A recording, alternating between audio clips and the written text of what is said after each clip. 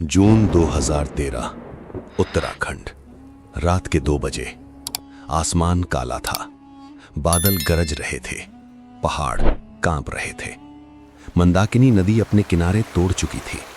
लाखों टन पानी, मिट्टी और पत्थर पहाड़ से नीचे आ रहे थे। केदारनाथ धाम के आसपास हजारों लोग थे, यात्री, पुजारी, दुकानदार। और तभी एक ऐसी आवाज आई जो किसी ने पहले कभी नहीं सुनी थी। जैसे धरती खुद चीख रही हो, जैसे पहाड़ टूट रहा हो। देखते ही देखते सब कुछ तबाह हो गया। होटल, धर्मशालाएं, बाजार सब मिट्टी में दब गए। हजारों लोग लापता हो गए, हजारों की जानें गईं। लेकिन जो नहीं हुआ वो सबसे बड़ा चमत्कार था। केदारनाथ मंदिर 1000 साल पुराना वैसे का वैसा खड़ा था। एक खरोच नहीं, एक दरार नहीं, एक पत्थर नहीं हिला। और मंदिर के पीछे खड़ी थी एक विशाल चट्टान जो पहले वहां थी ही नहीं। कहां से आई ये चट्टान? किसने भेजी? क्यों रुकी वहां? क्या ये सच में भीम की शिला थी जो 5000 साल बाद लौटी? या इसके पीछे कोई वैज्ञानिक सच है जो और भी हैरान करता है?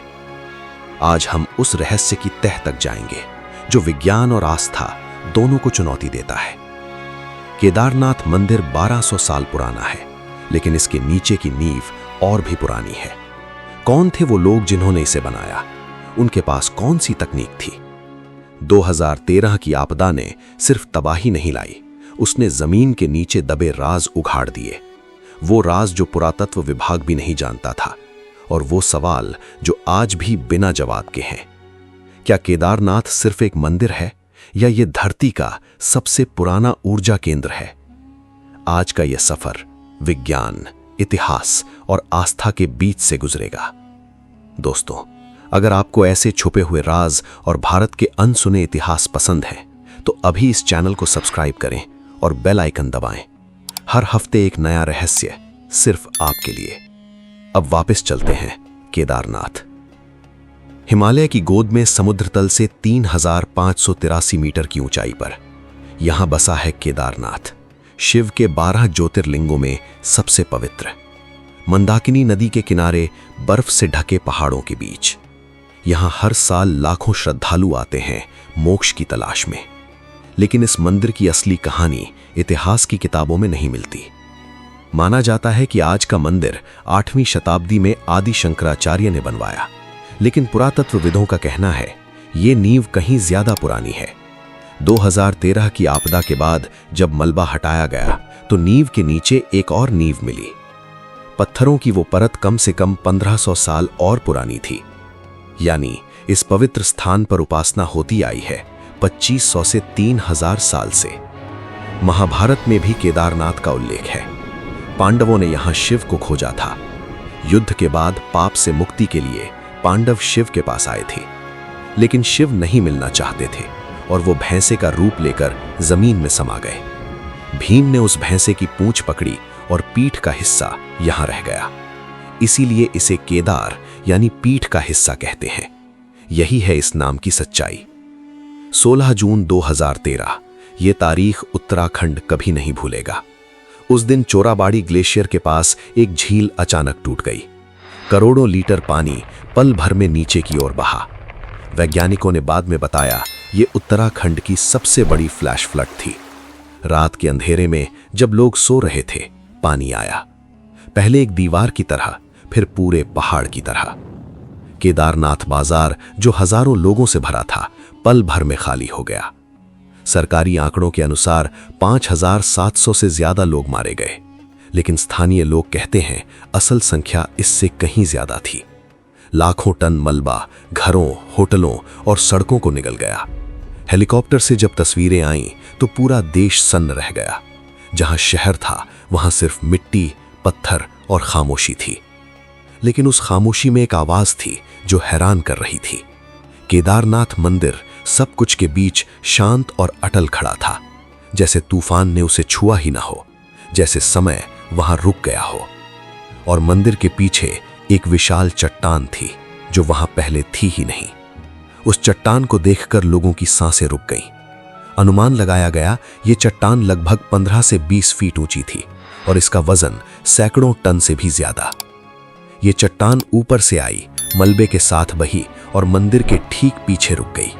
इसने एक दीवार की तरह काम किया, मलबे को 2 धाराओं में बांट दिया। मलबा मंदिर के दाएं और बाईं ओर से निकल गया, लेकिन मंदिर को छुआ नहीं। जब ये खबर फैली तो लोगों ने कहा यह भीम की शिला है। महाभारत काल में जो भीम ने पत्थर उठाए थे वही लौट आए, शिव की रक्षा के लिए। पूरे देश में यह खबर आग की तरह फैल गई। सोशल मीडिया पर लाखों लोगों ने इसे चमत्कार बताया, लेकिन तभी वैज्ञानिकों ने कुछ और कहा। Wadia institute of Himalayan geology के विशेषज्ञों ने इसका अध्ययन किया। उन्होंने बताया ये चट्टान ऊपर से बही और मंदिर के पीछे फंस गई। इसने अनजाने में एक प्राकृतिक ढाल बना दी मंदिर के लिए। लेकिन असली सवाल ये नहीं है कि चट्टान कहां से आई। असली सवाल ये है कि मंदिर के ठीक पीछे ही क्यों रुकी। हजारों टन मलबे में ये एक पत्थर सही जगह, सही एंगल पर रुका। संभावना या संयोग या कुछ और। अब असली रहस्य की तरफ चलते हैं, वो रहस्य जो हर बार बचाता है। केदारनाथ मंदिर पत्थरों की इंटरलॉकिंग तकनीक से बना है। कोई सीमेंट नहीं, कोई मोटर नहीं, सिर्फ पत्थर एक दूसरे में फंसे हुए। ये तकनीक जिक्सॉ पजल की तरह है। एक पत्थर हिले, बाकी और मजबूत हो जाते हैं। आईआईटी मद्रास के इंजीनियर्स ने इस पर शोध किया और वो हैरान रह गए। उन्होंने पाया ये मंदिर नेचुरल डिजास्टर रेजिस्टेंट डिजाइन का सबसे पुराना उदाहरण है। इसकी दीवारें 12 फीट मोटी हैं किसी भी तरफ से।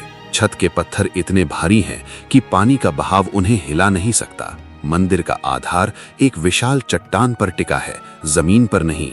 इसीलिए जब जमीन बही, मंदिर की नींव नहीं हिली। लेकिन एक और बात है जो इंजीनियर्स भी समझ नहीं पाए।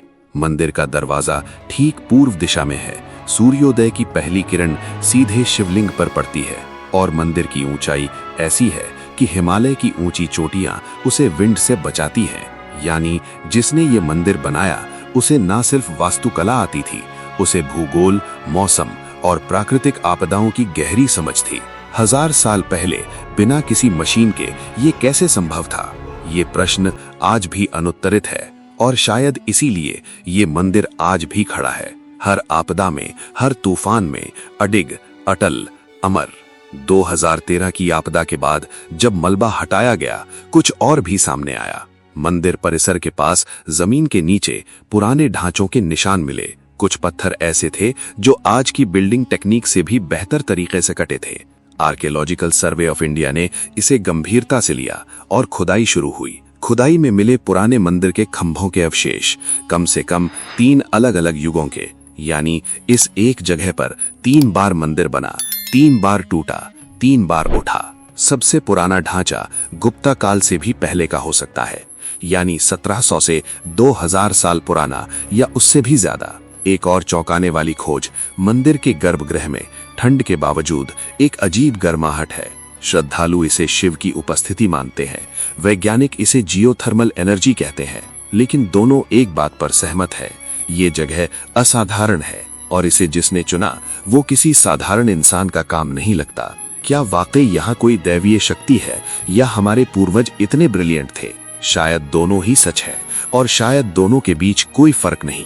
अब वापस आते हैं भीमशिला पर, उस एक सवाल पर। जियोलॉजिकल सर्वे ऑफ इंडिया ने उस चट्टान का विश्लेषण किया। ये चट्टान चोराबारी ग्लेशियर क्षेत्र की है, वहां से टूटकर आई।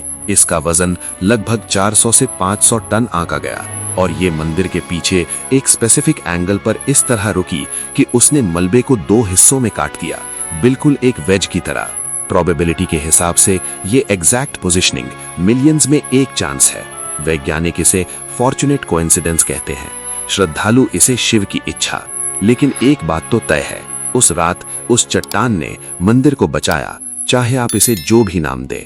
केदारनाथ सिर्फ एक मंदिर नहीं है, ये हमारी सभ्यता की ताकत का प्रमाण है। हमारे पूर्वजों ने हजारों साल पहले जो बनाया वो आज भी अटल है। प्राकृतिक आपदाएं आईं, तूफान आए, बाढ़ आई, लेकिन ये मंदिर नहीं झुका। 2013 की वो रात जब सब कुछ तबाह हो रहा था, उस रात भी शिव का ये घर शांत था, अडिग था। भीमशिला, चाहे चमत्कार हो या संयोग, उसने एक काम जरूर किया। उसने हमें याद दिलाया कि कुछ चीजें हैं जो इंसानी समझ से परे हैं, और शायद इसीलिए हम आज भी उस पहाड़ की ओर देखते हैं। आप बताइए, आपको क्या लगता है, भीमशिला चमत्कार था या विज्ञान? नीचे कमेंट में लिखें, और अगर ये वीडियो अच्छी लगी तो लाइक और सब्सक्राइब जरूर करें। अगले एपिसोड में हम जाएंगे उस रहस्य की तरफ जो बद्रीनाथ के नीचे दबा है। तब तक के लिए जय केदार।